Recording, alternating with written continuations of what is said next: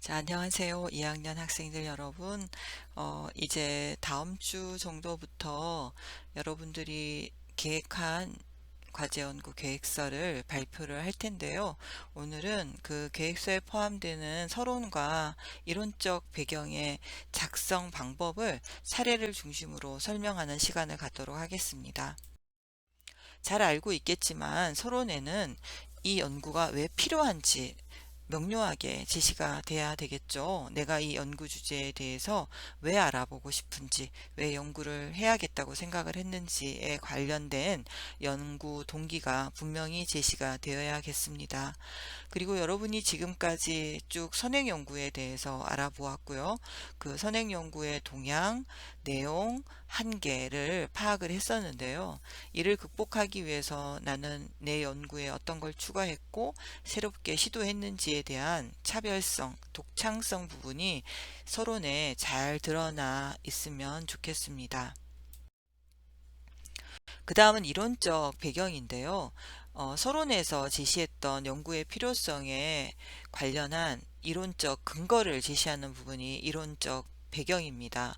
그래서 거기에는 연구 관련된 핵심 개념과 용어, 우리가 흔히 말하는 키워드라고 하죠.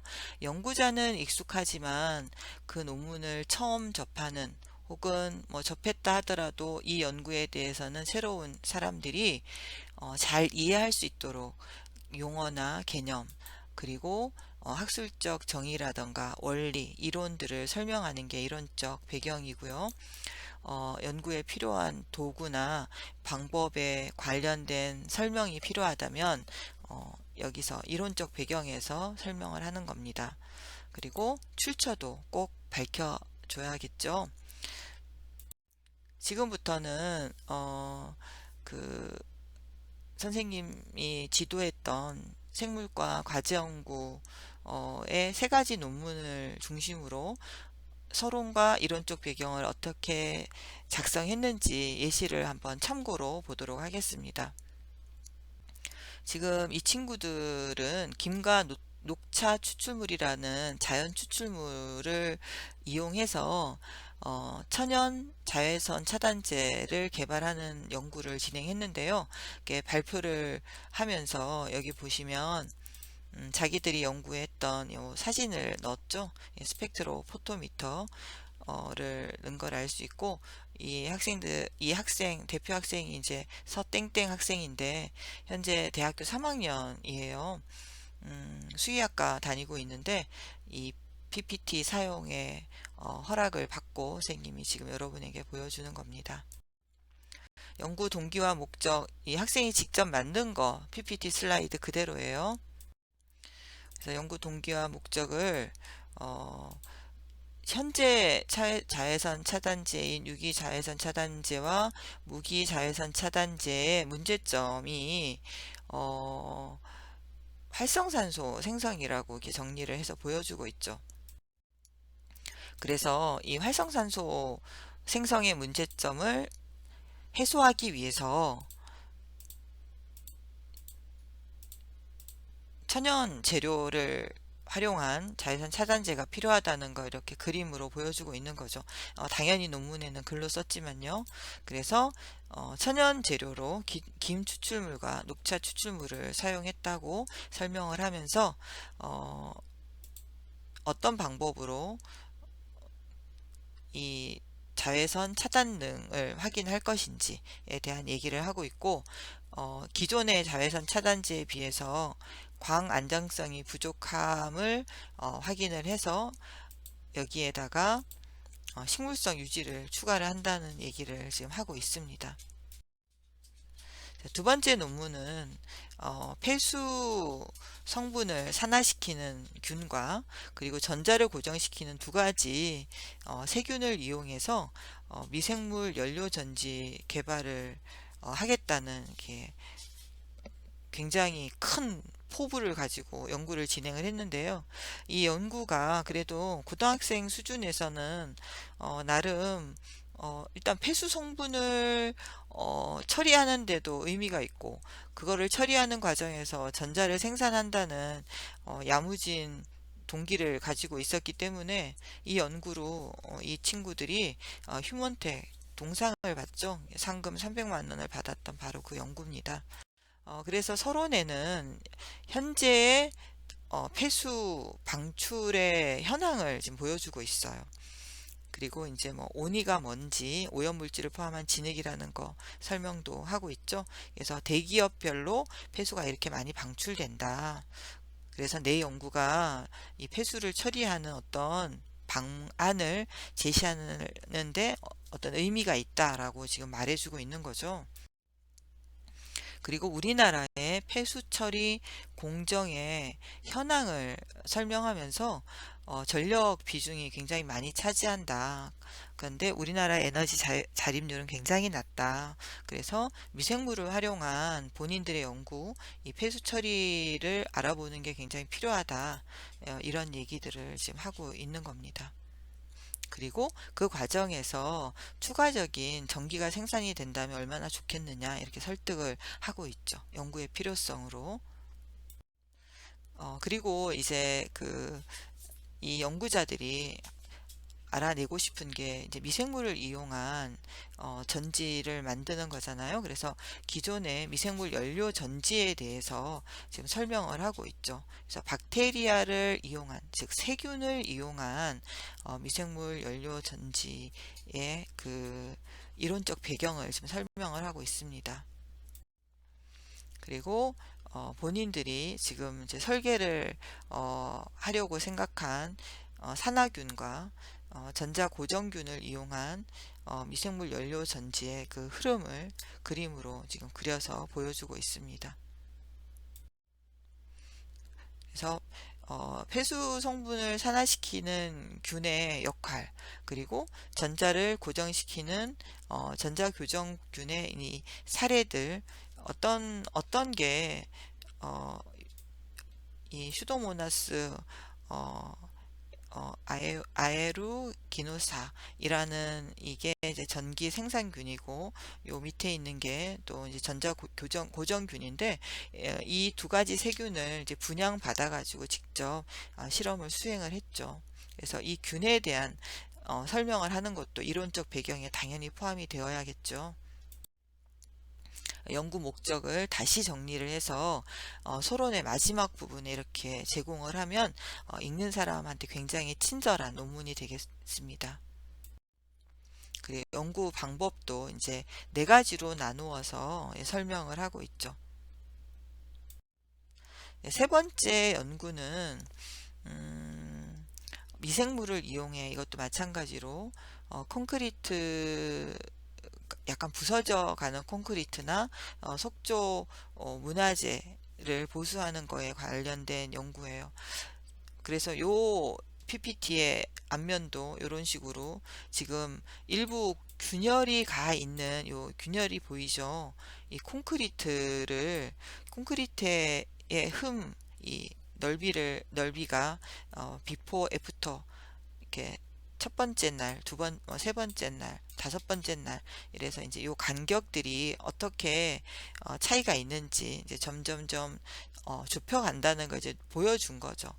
보여주면서 여기 이 두 번째 그림의 경우도 흠집의 차이가 미생물에 의해서 어떻게 달라지는지를 보여주는 연구를 진행했고, 이것도 되게 실용적인 측면에서 아이디어가 좋다는 평가를 받아서 이 친구들이 휴먼텍, 파트너는 달라졌고 이 서땡땡이라는 학생은 동일한 학생인데요. 드물게 고등학교 재학 중에 두 번이나 휴먼텍 상을 받았어요. 이 연구로도. 연구 동기를 보면 현재의 속초 문화재 관리 문제, 콘크리트 균열의 위험성을 먼저 딱 정리를 하죠.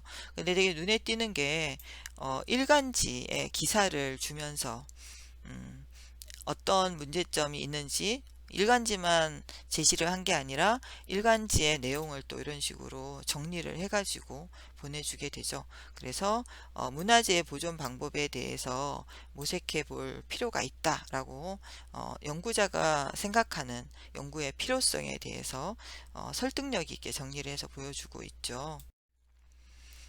그리고 미생물을 쓰지 않은 비미생물을 미생물과 관련이 없는 균열부수법, 기존의 균열부수법의 문제점이 뭔가, 환경 호르몬을 야기시킨다. 그래서 방해석을 스스로 만들어내는 어떤 미생물, 방해석 성분이 이제 탄산칼슘이니까 콘크리트 성분이 되잖아요. 그래서 방해석을 만들어낼 수 있는 그 미생물을 이용한다면, 그래서 요 미생물을 콘크리트 균열 이 되어 있는 곳에 이렇게 주입을 시켜서 스스로 그 공간을 메꾸는 방법이 없는지, 이 아이디어를 생각해냈다는 게 굉장히 놀랍죠. 예, 고민을 많이 한 흔적이 보이고 실용적 측면에서도 되게 어떻게 뭐 성공을 했든 안 했든 이런 아이디어를 생각해냈다는 게 굉장히 재미있는 부분이었다고 생각이 듭니다.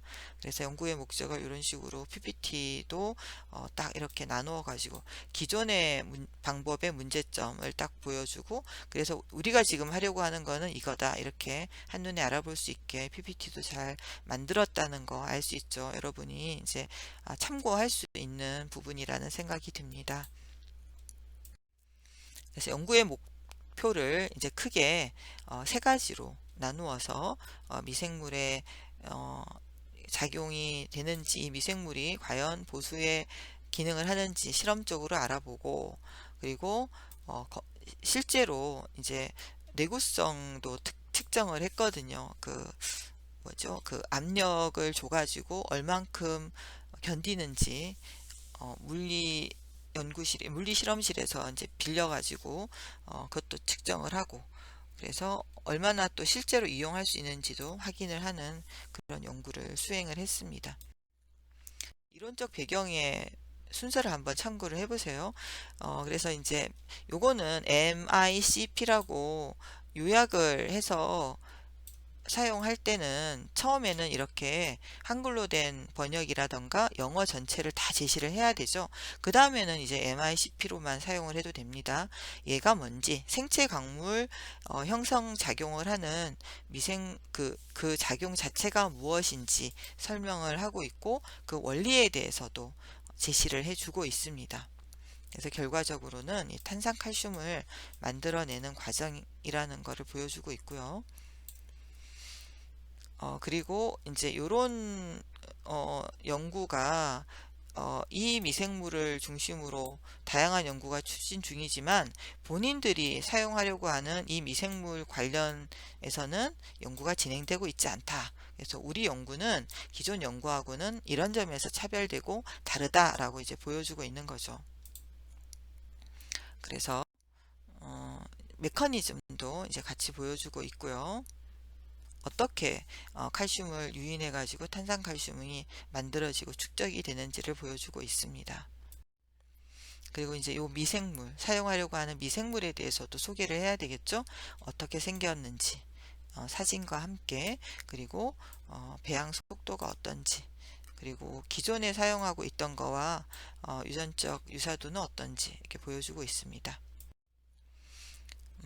그리고 결과적으로 내부 구조를 어떻게 확인할 것인지에 대해서 X선 회절 분석법을 쓸 거다. 요거 그 회절 분석법을 쓸 건데 우리가 쓸 방법이 어떤 건지 설명을 해서 역시 이론적 배경에 포함을 하고 있습니다. 그래서 여러분이 어떤 내용을 이론적 배경에 포함할 것인지 너무 뭐 1번부터 10번까지 이러면 안 되겠죠. 그루핑을 잘하는 것도 능력입니다. 그래서 비슷한 영역에 해당을 하는 건 하나의 그루핑으로 해서 뭐 1 해가지고 1-1, 1- 이런 식으로 하는 방법도 있고요.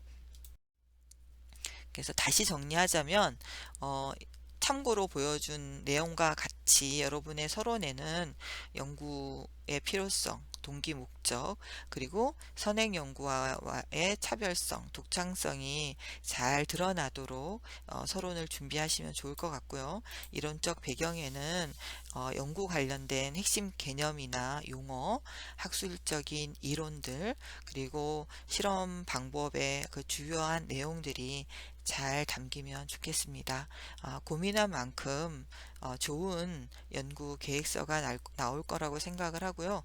연구 계획서의 완성도에 따라서 여러분이 실제 과제 연구도 잘 수행할 수 있을 거고, 과제 연구를 수행하지 않더라도 연구 계획서 하나를 잘 작성해 보는 것만으로도 여러분이 과학자의 과학자가 하는 일의 많은 부분을 경험하는 좋은 기회가 될 거라고 생각이 됩니다. 그러면 여러분들 교실에서 여러분들의 발표를 기대해 보도록 하겠습니다. 수고 많으셨습니다.